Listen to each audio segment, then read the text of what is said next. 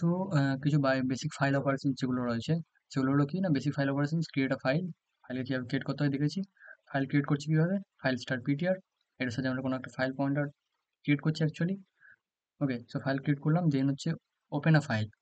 Open করছি কীভাবে, open করছি এই যে PTR equal to F open my file dot TXT. Okay, in this way then read from a file, যেটা আমি অলরেডি দেখিয়েছি। দেন হচ্ছে write to a file or close a file. Okay, so write to a file, this is the basic file operation. Create a file, open a file, read from a file, write to a file or closing a file. Okay, there is a ফাইলকে open করার জন্য বিভিন্ন যে modes গুলো রয়েছে সেগুলো কি কি। ফার্স্ট মোড হচ্ছে রিড মোড, লাইক ডাবল কোডের মধ্যে r, open for reading. Write mode open for writing actually, এটা হচ্ছে ওভাররাইট করে দেয়, অর্থাৎ ফাইলের মধ্যে যদি কিছু কন্টেন্টও থাকে সেটা হচ্ছে ওভাররাইট করে দেবে। মানে আমি কি বলতে চাইছি, লেটস সে এই ফাইলের মধ্যে সামথিং কিছু ছিল। ওকে, সো আমি যদি রাইট করি এই ফাইলটাকে এগেইন, সো এই ফাইলটা হয়ে যাবে এবং যা কিছু আমি এগেইন রাইট করেছি সেটা চলে আসবে। ওকে, তো যদি আমি এগেইন ফাইলের মধ্যে কিছু রাইট করি, সো দেন এটা চলে যাবে। দেন আমি যেটা নতুন কিছু লিখবো সেটা হচ্ছে চলে আসবে। Okay, so I hope that's clear to you. So write mode actually কি করে, ওভার রাইট করে দেয়। ওকে, এবার যদি আমি ওভাররাইট না করতে চাই, যদি অর্থাৎ কি আমার ফাইলে যা কিছু আছে সেইটার পরেই, অর্থাৎ আমার ফাইলের এখানে যা কিছু আছে সেইটার পরেই আমি সামথিং আরো যা কিছু লিখতে চাই সেটা লিখতে চাই, পরপর চলে আসবে। তার জন্য আমরা ইউজ করতে পারি অ্যাপেন্ড মোড। অ্যাপেন্ড করা মানে কি অ্যাকচুয়ালি শেষে অ্যাড করা। ওকে, যা কিছু আছে সেটাতে অ্যাড করা। রাইট মোডের মধ্যে কিন্তু ওভাররাইট করে না, ঠিক আছে। এতে যা কিছু ছিল তারপরে আমি যদি কিছু অ্যাড করতে চাই সেটা আবার অ্যাড হয়ে যায়। ওকে, তো this is the append mode. Then r plus mode means read and write. Okay, r ডাব্লিউ plus mean read and write. Okay, write plus read, যেখানে হচ্ছে ওভাররাইট হয়ে যাবে কারণ ডাব্লিউ আছে। Okay, write mode. আর এ প্লাস মিনস হচ্ছে রিড আর append mode. Okay, so this is the basic modes. আর কিছু মোড আছে সেটা আমি বলছি। So let's copy this. Okay, so in order to give you the all the file actually, so এখানে আমি একটা টেক্সট ফাইল বানাচ্ছি মোড ডট টেক্সট, এবং এর মধ্যে আমি পুট করে দিচ্ছি। তো this is the mode and this is the description. Let me, yeah, so okay, is the mode. Okay, again এর মধ্যে আর কিছু মোড আছে, যেমন হচ্ছে যদি আমি লিখি আরবি, অর্থাৎ কি read in binary, read in binary mode. Okay, or wb write in this way, write in binary, write in binary file. Okay, binary. This is the mode actually. So read, write, append, read in binary, write in binary, or r plus read and write mode. W plus means read and write also, and a plus means append and read. Okay, yeah, so these are the basic file modes actually. So let me show you one by one again. So file handling এর জন্য কিছু functions যেগুলো রয়েছে, যেমন হচ্ছে আমি fopen already দেখেছি, fclose ও দেখেছি to close the file actually. Okay, then fget c, yeah, fget c, fput c, then fget s. Fget c means read a character from the file. আমি যদি কোনো ফাইল থেকে যদি কোনো ক্যারেক্টারকে রিড করতে চাই, only a character, right? তো সেক্ষেত্রে হচ্ছে fget c।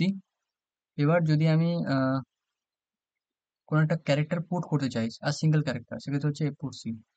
ওকে, বাট যদি আমি কোনো একটা স্ট্রিং রিড করতে চাই কোনো একটা ফাইল থেকে, স্ট্রিং মানে bunch of characters, right, double কোডের মধ্যে যেটা থাকে, আবার বাঞ্চ অফ ক্যারেক্টার, সেক্ষেত্রে আমি fgetS ইউজ করতে পারি স্ট্রিংকে আমি রিড করতে গেলে, অর্থাৎ স্ট্রিংটা পেতে গেলে fgetS। যদি আমি স্ট্রিংকে পুট করতে চাই, স্ট্রিংকে রাইট করতে চাই in a file, so in this way you can use fputS actually.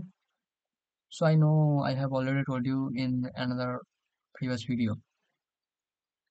And then fputS to write string. Okay, oh, I have already told you. Then fprintf is something that's write formatted output, and fscan is something read formatted output, right? So I have already show you, I have already shown you that fscanf. Then fprintf also is used in order to write in a formatted output in file actually. So yeah, so write a file. Okay, so writing a file here on a file write করতে পারি. So let me show you. So has include str.h. Okay, so again I want to create a file over here, that is write.c, let's say, and I'll copy this. you have to save the time. So hash input history.ih, okay, nothing else. So আমি এখানে একটা file pointer declare করে সেটাকে আমি এক লাইনে open করেছি। So এই মানে সিঙ্গেল লাইন আমি কি করেছি, ফাইল পয়েন্টার এফপি যার নাম দিয়েছি, আপনি যা কিছু নাম দিতে পারেন, যে এটা just a variable name actually. Okay, so file star FP then F open করেছি ফাইল ডেটা ডট টিএক্সটি একটা ফাইল। ওকে, দেন আমি সেটাকে কি করছি, রাইট মোডে ওপেন করছি, আমি কিছু লিখতে চাই ফাইলের মধ্যে, কি লিখছি না, f print f. Okay, f print f fp ফাইলটাকে ওপেন করছি, দেন হচ্ছে এফপি পয়েন্টারের সাথে দেন হচ্ছে আমি এইটা লিখতে চাই, হ্যালো সি ফাইল হ্যান্ডলিং, দেন এফ ক্লোজ করছি ফাইলটাকে, file পয়েন্টারটাকে।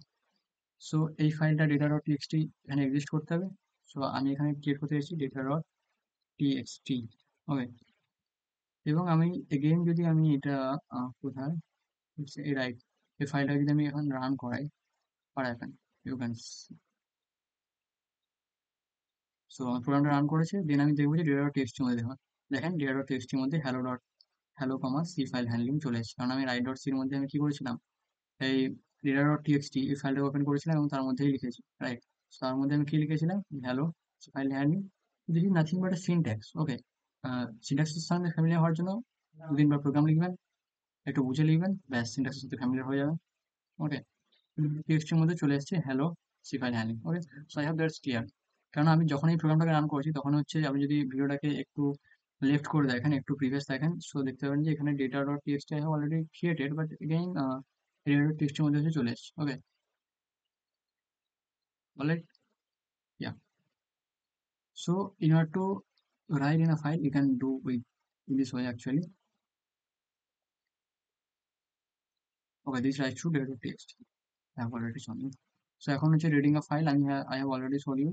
So via actually fscanf function, but আপনি এভাবেও রিড করতে পারেন। এখানে একটা ক্যারেক্টার cat ch, ওকে, দেন আমি কি করছি না, file star fp f open data.txt,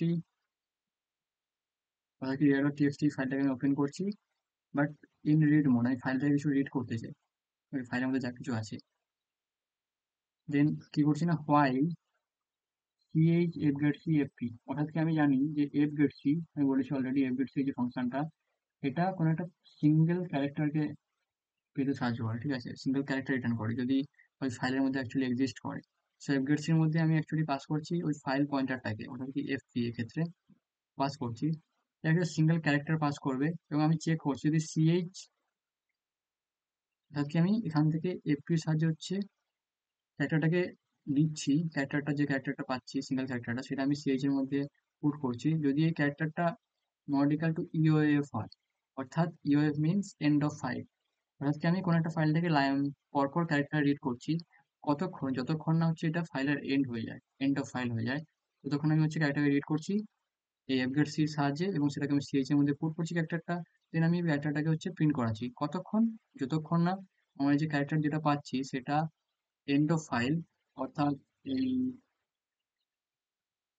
ফাইলটার and হয়ে যায়, ততক্ষণ হচ্ছে আমি ক্যারেক্টারটাকে হচ্ছে যে ক্যারেক্টারগুলো পাচ্ছি সেটাকে আমি রিড করছি, রাইট, দেন আমি হচ্ছে রিড করা হয়ে গেলে, অর্থাৎ আমার যখন এন্ড অফ ফাইল হয়ে যাবে, অর্থাৎ ফাইলটা এন্ড হয়ে যাবে আর ফাইলের মধ্যে কোনো ক্যারেক্টার নেই অ্যাকচুয়ালি, তখন হচ্ছে কি করবো, তখন তো ক্যারেক্টার নেই, তখন আমি ফাইলটাকে কি করতে হবে, তখন আমি ফাইল থেকে বেরিয়ে চলে আসবে, রাইট, দেন হচ্ছে ক্লোজ, ফাইলটাকে ফাইল পয়েন্টারটাকে ফাইলটাকে ক্লোজ করে দেবো, this can reads and prints the file content. Okay, so again I will copy this and I have already,